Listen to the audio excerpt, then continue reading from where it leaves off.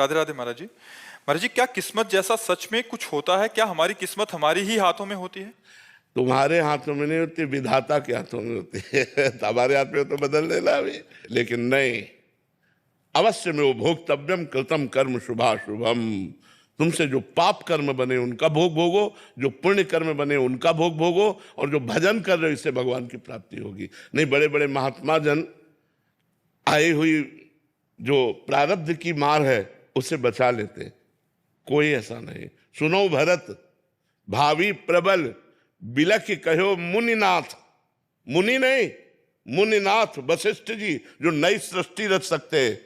हानि लाभ जीवन मरण जस अपजस विधि हाथ, ये विधाता के हाथ में, ये अपने हाथ में नहीं है। अपने हाथ में राधा राधा राधा राधा रटो, और दुख सहने की ताकत और आगे बढ़ने की क्षमता ये भगवान के नाम से प्राप्त होती है, भगवान की प्राप्ति होती है।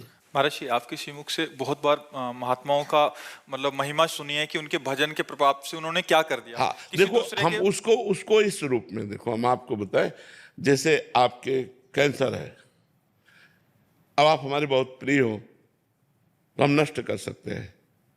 कैसे नष्ट कर सकते हैं कि कैंसर की पीड़ा हमने ले ली, तुम जान नहीं पाए, अब हमारे एक फोड़ा हुआ, अब वो साल भर दर्द करता रहा, भीषण पीड़ा रही, वो तुम्हारे पूरे जीवन के कैंसर का कष्ट भोग लिए, पता नहीं चला, ना आपको पता चला ना समाज को पता चला, और आपको लगा बाबा के जादूगरी ने ठीक कर दिया। असलियत में जो संत जन किए वो ये किए, बकाया इस पर तो हमें विश्वास ही नहीं कि छू और ऐसे, ये सब बातें अवश्य में जो भगवान ने कहा है, हम आपको सच्ची बात कहते हैं, किसी की क्षमता नहीं है।